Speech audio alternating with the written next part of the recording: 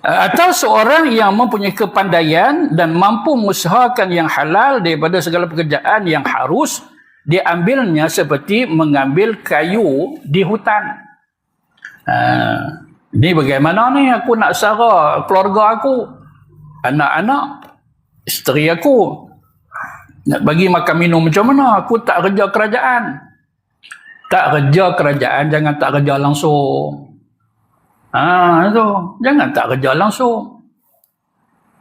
Lepas tu saya kerja kerajaan boleh dah nak kerja yang lain-lain sama. Tak terjejah kerja. Dah, saya memang nak bagi terjejah. Cari pasal. Cari pasal. Pancat, lepas tu keluar pergi duduk jual nasi lemak.